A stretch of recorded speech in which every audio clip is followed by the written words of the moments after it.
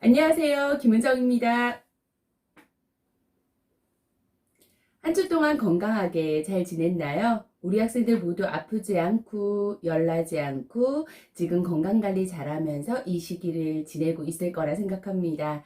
우리 이런 어려운 시기가 빨리 끝날 수 있도록 서로 간의 사회적 거리두기 잘 실천하면서 가고 싶은 곳이 있다 하더라도 자연과 조금 대체되는 방법으로, 내가 도심 속에서 친구를 만나고 싶다면 자연 속에서 친구를 만나는 방법으로 조금씩 방법을 바꿔가면서 이 고난을 모두 다 잘 이겨냈으면 해요.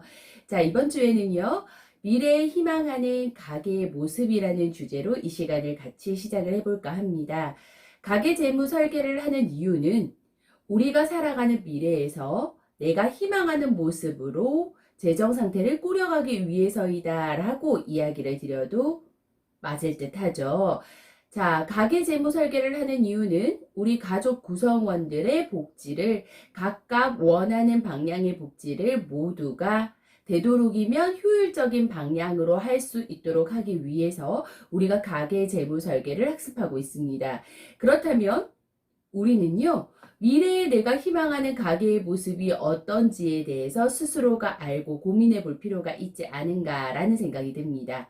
목표를 알아야지만 그 목표를 위해서 달성하고 실천하고 나아갈 수 있는 우리 학생들이 될 겁니다. 자, 목표를 설정하기 위해서 다 같이 퀴즈 하나 풀어볼까 해요. 자, 총알을 5발을 드리겠습니다. 총알 5발을 쏴서 37점을 만들면 됩니다. 관용표를 한번 살펴볼까요? 우리의 관용표는 가운데 10점, 7점, 4점, 1점으로 관역의 점수가 가운데일수록 점점 높고요. 점수는 10점부터 해서 7점, 4점, 1점으로 구성되어 있습니다.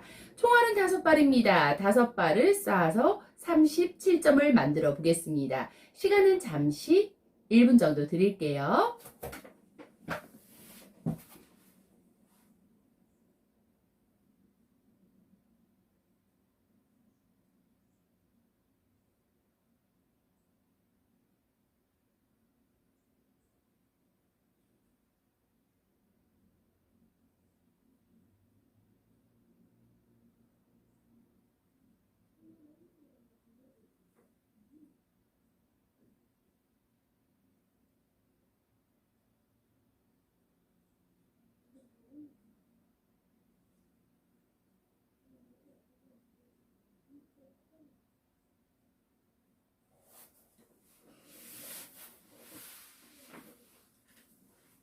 어떻게 고민들은 되었나요?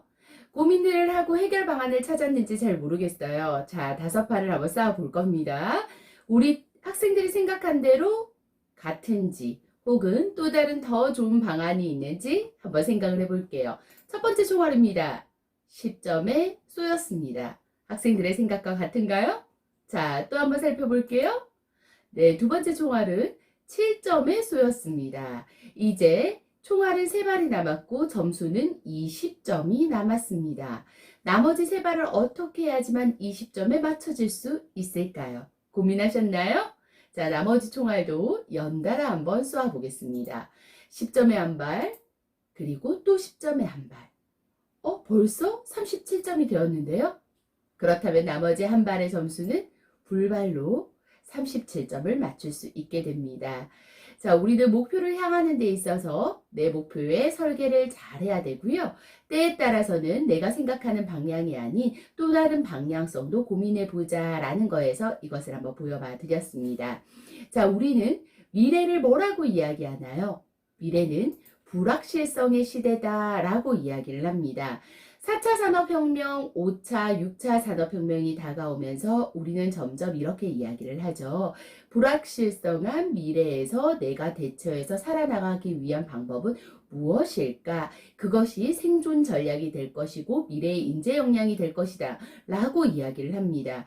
그렇다면 나를 제외한 다른 사람들은 이 미래에 대해서 어떻게 생각을 하는지 설문조사 내용을 통해서 한번 다른 사람들의 생각도 한번 살펴볼까 합니다. 첫 번째 설문조사의 내용은 이겁니다. 미래 사회에 대해서 기대감을 가지고 계신가요? 자, 어느 정도 기대감이 있는 편이다 라고 이야기하신 분들이 45.4%에 해당이 되고요. 기대감이 별로 없는 편이다. 44.4%에 해당이 됩니다. 미래사회 잘 모르겠다 라고 한 사람들이 10.2%에 해당이 되고요. 자, 이 조사는 전국에 있는 만 19세에서 59세, 만 19세에서 59세 성인 남녀를 대상으로 미래 사회에 대해서 직업 전망을 조사한 내용입니다. 자, 그렇다면 어느 정도 기대가 있는 편이다 라고 한 부분과 나는 기대가 별로 없는 부분이다. 잘 모르겠다 라는 의견이 나왔는데 이것을 조금 더 구체적으로 풀어볼 수 있도록 할게요. 자, 미래사회에 대한 전반적인 인식평가를 한번 살펴봤습니다. 긍정적인 것과 부정적인 것 여러 가지 의견들이 나왔는데요. 긍정적인 것과 부정적인 것을 모두 다 아우를 수 있는 각각의 항목을 한번 살펴볼 수 있도록 할게요. 자, 긍정적인 부분, 부정적인 부분 여기에 모두 다 나와 있고요. 먼저 첫 번째 볼게요. 당신은 왜 미래사회에 긍정적인 느낌을 줍니까? 왜 전반적으로 인식을 이렇게 가졌습니까? 라고 할 때 첫 번째 항목에 미래 시대에 우리 삶은 더욱 편리해질 것이다 라고 응답한 분들이 80%가 되고요. 인간이 못하는 일을 로봇이 대신하기 때문에 삶이 더 여유로워질 것이다. 62.4%에 해당이 됩니다. 인류 모두가 문명의 발전 혜택을 받게 될 것이다. 40.2%에 해당이 됩니다. 물론 문명이 발전되게 되면 인류의 대다수들이 문명의 발전 혜택을 느끼게 되겠죠. 우린 소수, 일부를 제외하고 그 소수가 우리가 되지를 않기를, 내가 되지를 않기를, 우리 학생들이 되지 않기를 바랄 뿐입니다. 자, 미래 사회의 계층 양극화가 더 심해질 것이다. 예. 전반적인 인식평가를 체크하신 분들이 87%에 해당이 됩니다. 미래사회에서는요, 계층 양극화가 더 심해질 수밖에 없습니다. 자, 서울대학교 학생들이 조사했습니다. 조사한 내용은 이런 내용이었습니다. 미래사회의 부자는 누구일까요? 소시민은 누구일까요? 중산층은 어떻게 될까요? 미래사회의 계층사회에 대해서 조사를 해봤더니 플랫폼을 가지고 있는 사람들의 0.1%가 양극화 중에서 부자로 살 것이다 라고 이야기를 했고요. 그 플랫폼을 소유한 사람을 제외하고 플랫폼을 가지고 활용하는 사람, 우리들이 흔히 볼 수 있는 유튜버 안에 있는 크리에이터들 중에서도 스타급이 되시는 분들이 부자로 살 것이다. 이 부자로 사는 사람들은 1%에 해당이 된다. 나머지 99%는 거의 소시민에 해당이 될 것이다 라고 예측을 했습니다. 이 역시도 예측이기 때문에 뭐라 이야기를 드리기는 어렵지만요. 그래도 우리가 알 수 있는 것은 플랫폼이 미래 사회의 하나의 큰 중심축은 될 것이다 라는 것을 생각을 해볼 수 있겠죠. 자, 마지막 내용 한번 볼까요? 미래 사회는 더 편리해진다. 그런데 그만큼 감시와 통제도 많아질 것이다. 학생들의 생각은 어떤가요? 저 역시도 같은 생각입니다.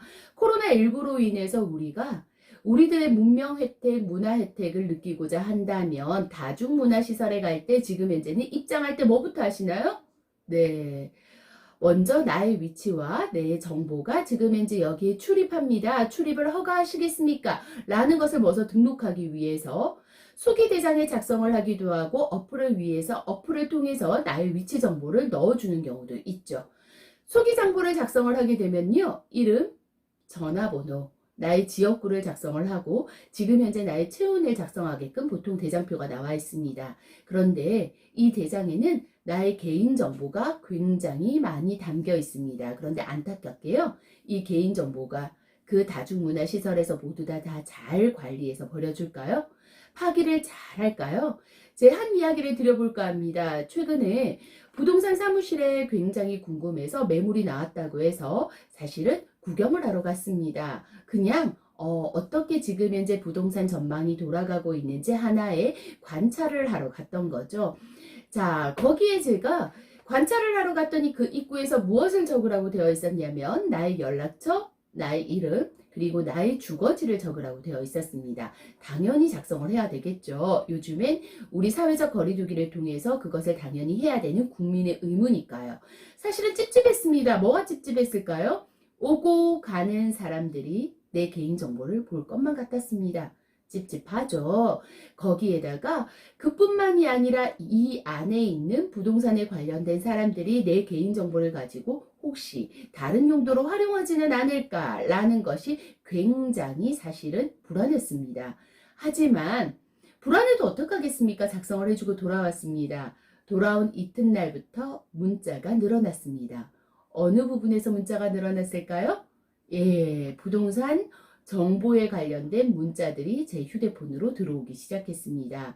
이것이 무엇인가 했더니 미래 사회에서는 개인정보를 점점점 요구하고 있다라는 것도 알 수 있고요. 하지만 이 설문조사에서는 코로나19 이전에 있었던 거기 때문에 그 내용과는 관련은 없을 거지만 미래 사회는 더 편리해지는 건 맞습니다. 이유는 우리 학생들이 지금 사용하는 스마트폰도 굉장히 편리해졌죠. 마찬가지로요. 이 스마트폰이 편리해짐으로써 스마트폰 안에 우리 위치 정보가 내가 어디를 다니는지 모두 다 알 수 있게 해주고요. 거기에다가 길거리에 다니게 보면 CCTV들이 굉장히 많아짐을 점점 느끼고 있습니다. 이 역시도 무엇일까요? 편리에는 졌지만 감시와 통제 안에서 벗어나지는 못할 것이다 라는 겁니다. 마찬가지로 우리 학생들이 지금 수업을 듣는 이 원격 수업 속에서도요. 학생들이 수업을 들었는지 듣지 않았는지 제가 체크를 할 수 있게 되어 있습니다. 이 말은 무슨 말이냐면 편리하게 집에서 수업을 듣고 있지만 출석 체크까지도 편리하게 할 수 있도록 통제가 가능하도록 점점점 만들어지고 있다라는 겁니다. 이렇게 생각하면서 한번 볼게요. 미래사회의 전반적인 인식평가 5가지의 상위층을 차지한 것을 살펴봤습니다. 학생들의 생각은 어떤가요? 긍정적인가요? 혹은 미래사회가 불안한가요? 사람들이 미래사회를 불안하게 느끼는 것을 어떤 부분을 불안하게 느끼는지 한번 또 살펴봤습니다. 이런 이유로 불안하다 하네요. 일자리의 문제가 불안함을 가져옵니다. 그죠? 앞에서 뭐라고 이야기했나요? 인간이 못하는 일을 로봇이 하는 대신에 삶이 더 여유로워질 것이다. 그러면 인간이 못하는 일을 로봇이 대신하기 때문에 우리는 그 일에 대해서 일자리 문제가 생겨날 것이다 라는 겁니다. 당연히 일자리 문제가 생겨나겠죠.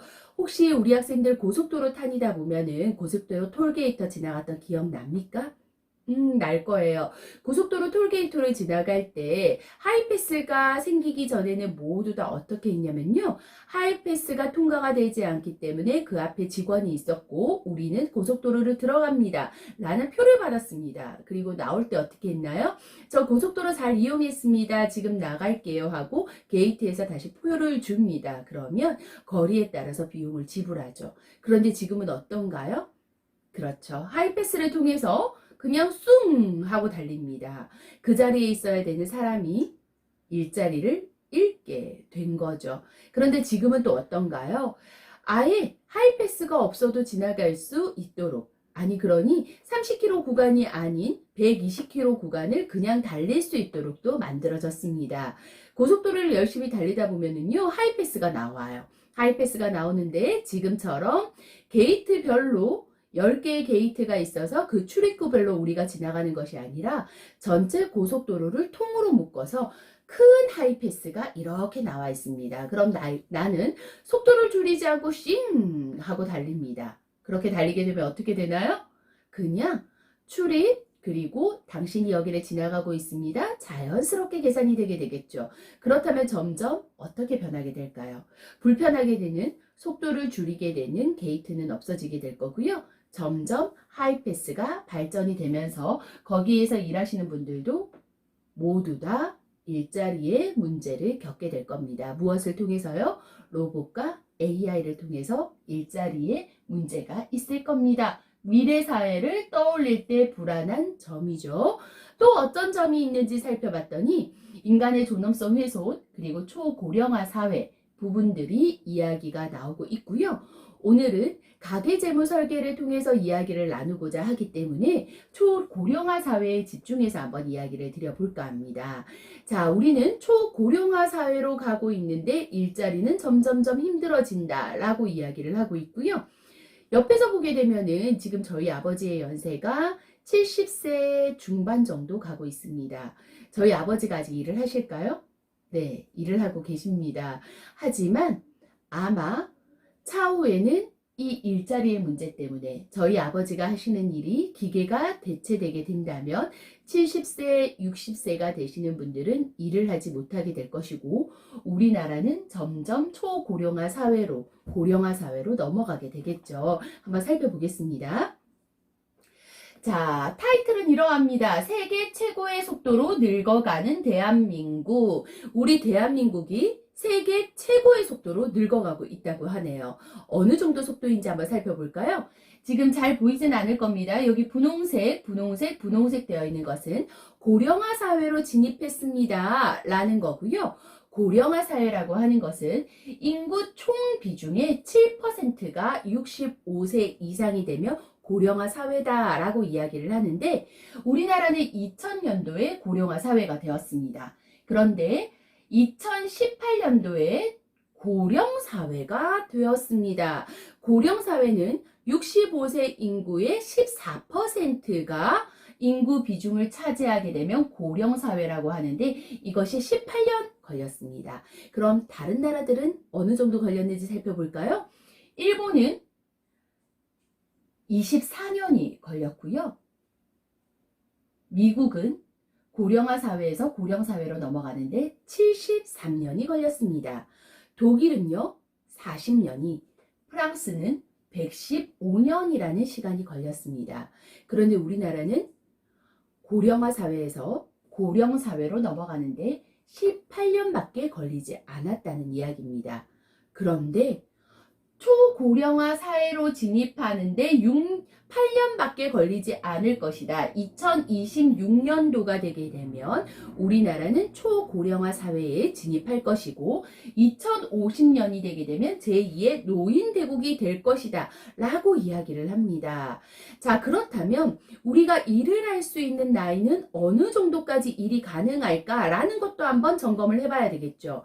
자, 생산 가능 인구, 우리나라에서 말하는 생산 가능 인구는 사실은 60세까지 일을 하고 65세까지 일을 한다라고 이야기를 하지만 실질적으로 70세 넘으신 분들도 직업전선, 직업세계에서 일을 하고 계신 분들도 계시기는 합니다. 그런데 몸이 아프면 할 수 있을까요? 당연히 할 수 없겠죠. 그렇다면 우리가 건강한 기간과 건강하지 않은 기간과의 관점에 의해서 한번 살펴볼 수 있도록 하겠습니다. 자, 이 도표는요, 태어난 출생일을 말하는 겁니다. 만약에 내가 2012년도에 태어난 남성이라면 우리 학생들보다 많이 어린 남성이죠. 건강하게 65년을 살 수 있습니다. 라는 이야기고요. 내가 만약에 2012년에 태어난 여성이라면 66.5세까지 건강하게 살 수 있을 겁니다. 라는 이야기예요. 그렇다면 우리가 생산 가능한 나이가 되는 것은 65세, 66.5세까지는 건강하게 일을 할 수 있을 것이다. 라는 것을 여기서 살짝 예측해 볼 수 있고요. 유병기간이라고 하는 것은 아픈 기간이다. 라고 생각하시면 됩니다. 병이 있는 기간이죠. 남성은요, 12.5년. 여성은 17.7년에 해당이 되게 됩니다. 이 말은 우리는 아픈 기간에는 비용이 더 많이 드나요? 작게 드나요? 네, 병원비가 많이 들겠죠. 그래서 우리가 생각해 볼 수 있는 것은요. 지금 현재 우리들이 이야기하는 욜로족 이야기를 합니다. 하루하루 행복하게 살아갑시다. 미래가 어떻게 될지 모르니까요. 지금 이 시간, 이 즐거움을 즐깁시다. 라고 하는 욜로족이 있습니다. 욜로족을 65세까지 살아간다고 할 때 내가 미래를 대비하지 않았다면 12.5년은 어떻게 살아가게 될까요? 17.7년은 어떻게 살아가게 될까요? 대비를 한 친구들은, 대비를 한 사람들은 나머지 기간도 하루하루 즐겁게 살아갈 수 있게 될 겁니다. 그래서 우리는요, 미래를 대비하면서 이렇게 가계 재물을 준비해야 된다라는 것을 이야기를 드리고요. 이렇게 가구도 많이 변화되고 있습니다. 어떻게 변화되고 있는지라고 이야기를 드리면 왜 우리가 노령사회, 초고령화 사회로 노인대국으로 점점점 빠르게 달려가느냐라는 것을 봤더니 1인 가구의 비중이 이렇게 점차적으로 늘어나고 있다더라 라는 것을 같이 공유드릴 수 있습니다. 자, 2015년에는요 520만 가구 가까이가 1인 가구에 해당이 되고요, 전체 인구의 27.2%가 되게 됩니다. 그런데 2035년이 되게 되면 1인 가구가 40%가 될 것이다 라고 이야기하는 게 지금 통계청에서 관측하고 있는 전망입니다. 이 1인 가구는 당연히 나도 1인 가구로 살 수 있겠구나 라는 것을 여기서 점검을 해봐야 됩니다. 그럼 1인 가구로 살게 되면 사실은 20대는 1인 가구 좋습니다. 저도 부러울 것 같아요. 30대도 좋아요. 40대도 좋아요. 50대도 괜찮습니다. 60대도 괜찮아요. 그런데 유병 기간이 되는 65세 이상이 되었을 때 1인 가구일 때 사실은 내가 아파도요 아무도 내 손을 잡고 병원을 데리고 가지 못합니다. 내가 아픈지조차도 모를 수 있어요. 자, 만약에 내가 그러한 미래를 가지게 된다면 내 삶이 과연 따뜻했다 라고 이야기할 수 있을까요?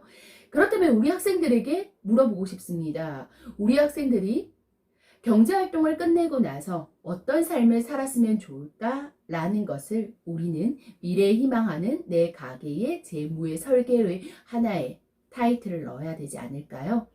내가 경제 가능 인구가 되지 않았을 때 어떻게 재테크를 해놓고 내가 어떤 삶을 영위해야 될까를 스스로가 고민을 해봐야 되는 문제이지 않을까라는 것을 같이 공유를 합니다. 자, 그러면서 우리의 미래의 모습을 한번 점검을 해보겠습니다. 여기는 어딘지 혹시 알겠나요? 우리 부산의 유명한 공원입니다. 그렇죠. 용두산 공원입니다. 용두산 공원에 낮에 가보게 되면요, 지금은 코로나로 인해서 사람들이 조금 붐비지는 않습니다. 주말에는 젊은 사람, 어린이, 학생들도 굉장히 많이 오지만요, 평일 낮에 혹시 가봤나요? 평일 낮에 주로 있는 사람들은 누구일까요? 연령층요. 네, 맞습니다. 할아버지 할머니가요, 이 용두산 고객의 주 고객층입니다. 뭐 하고 계실 것 같으세요? 네, 바둑 두고 계시겠죠? 장기 두고 계시겠죠? 굉장히 즐거운 시간을 보내고 계십니다. 이 할아버지는요, 용두산 공원까지 올 때 집 앞에 지하철이 있으면 이동에 대해서 비용을 전혀 들이지 않고 여기까지 오실 수 있게 됩니다. 여기까지 오셔서요, 내 호주머니에 5,000원만 있어도 행복한 시간을 보낼 수 있습니다. 어떻게 그게 가능하냐고요? 점심을 무료 급식을 주는 곳에 가서 점심 식사를 맛있게 합니다. 점심 식사를 맛있게 드신 후에 그 이후에는요, 앞에 있는 친구와 내기 바둑을 둡니다. 내가 내기에서 졌습니다. 그럼 400원짜리 커피 한 잔을 사면 됩니다. 어머, 그러고 났더니 내 지갑에는 4,800원이 남았네요. 집으로 돌아오는 길에 저녁을 해결하기 위해서 맛있는 김밥 안주를 삽니다. 그리고 집으로 돌아옵니다. 이렇게 사시는 분도 계시고요. 소소한 행복이죠. 아프지 않으실 때는 가능한 일입니다. 내가 내 다리로 건강하게 걸어서 용두산 공원까지 올 수 있으니까요. 우리 학생들은 어떠세요? 65세 이후에 혹은 내 생계활동이 끝났을 때 이런 노후 희망하시나요? 또 다른 노후를 한번 살펴보겠습니다. 여기는 어디일까요? 예, 여기는 요양원입니다. 우리가 의료보험을 납입하게 되면, 국민건강보험을 납입하게 되면 그 안에는 장기요양보험료가 있습니다. 장기요양보험료를 납입을 해서 차후에 내가 장기요양시설에 들어가야 될 때 이 보험이 나를 도와주기도 하죠. 자, 그것은 내가 만약에 부자인 경우에는 이 요양 혜택을 100% 받지는 못합니다. 하지만 내가 생계가 조금 불안한 정도의 수준이고 내가 여기에서 혜택을 받을 수 있는 수준이 된다라고 한다면 여기에서 지금 사회복지시설과 연계가 된 요양시설로 들어가서 혜택을 받을 수 있습니다. 이분들은요, 한 달에 내는 비용이 그렇게 높지는 않습니다. 사람들마다 조금 차이는 납니다. 무료로 이 기간을 이용하시는 분들도 있고요. 최대 많이 납부하시는 분들은 50만원, 60만원 정도 납부하시게 되면 이 요양시설을 이용할 수 있습니다. 여기에서는요, 학습도 하시고요. 이렇게 다 같이 친구들과 모여서 잠도 잘 수 있습니다. 식사 시간은 어떻게 하냐고요? 예, 여기 모여서 다 같이 식사를 하죠. 거기에다가 침실은 이렇게 다인실로 구성이 되어 있는 경우가 대다수가 많습니다. 자, 거기에다가 이렇게 문화시설처럼 학습이나 공부나 간식을 같이 하는 곳도 있고요. 그런데 요양원에 대해서 우리 학생들이 검색을 해보면 알 겁니다. 요양원에서 정말로 할머니, 할아버지, 어르신들을 잘 보호하고 잘 챙겨주는 것도 있지만요. 반대로 우리 아동 학대처럼 이 안에서 노인 학대가 이루어지는 경우도 있습니다. 자, 요양원은 우리 학생들이 보육가정 상담학과 학생들이 주를 이루니 쉽게 이야기를 드리면 어른들의 어린이집이다 라고 생각하시면 되고요. 그래서 여기에서 24시간 보육활동이 이루어진다 라고 이야기를 드리면 조금 더 편하게 이해되지 않을까라는 생각이 듭니다. 자, 내가 만약에 노후활동에 생계활동이 끝났다.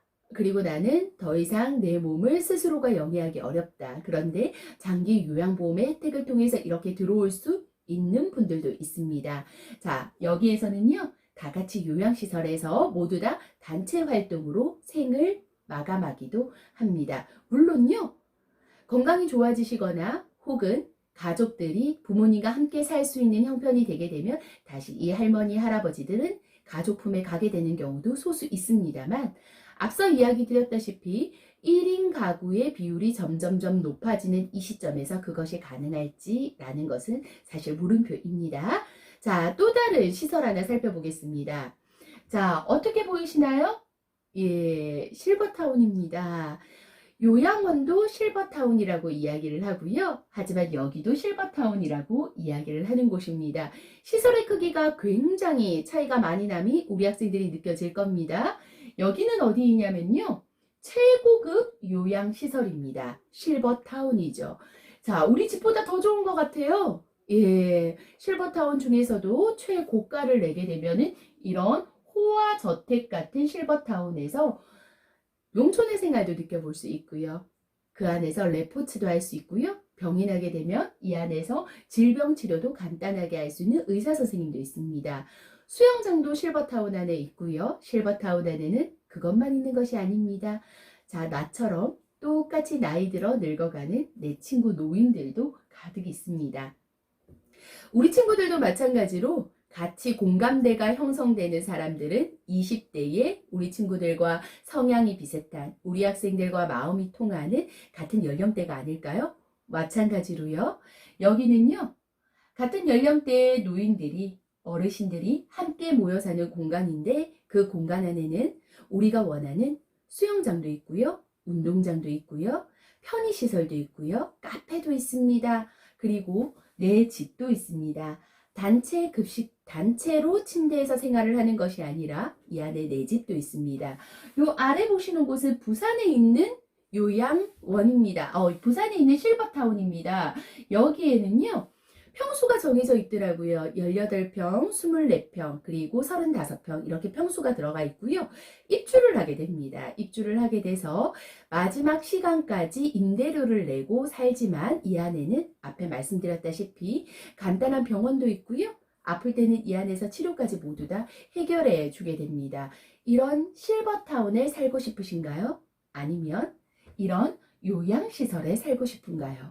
아니면 내 집에서 살면서 우리 용두산 공원을 왔다 갔다 하고 싶으신가요? 물론 이 세 가지 모두에 해당되지 않을 수도 있습니다.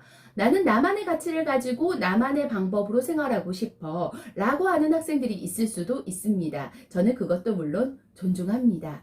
하지만 이렇게 격차가 노후가 되면 달라진다라는 것을 생각해 보면서 현재가 아닌 미래를 생각하면서 미래를 꿈꾸면서 미래를 생각하면서 재테크를 하고 가계 재물을 꾸려가야 된다라는 이야기를 드리고 싶었어요. 자, 2교시에요. 끊어서 갈 수 있도록 할게요. 2교시에는 어떻게 목표를 달성하면 되는지 목표 달성에 대한 체계에 대해서 그리고 미래의 희망 세계에 대해서 미래의 희망 가계에 대해서 부자들은 어떻게 생각하는지, 우리 소시민들은 어떻게 부자를 바라보고 있는지에 대한 이야기를 드려볼까 합니다. 2교시에 뵙겠습니다.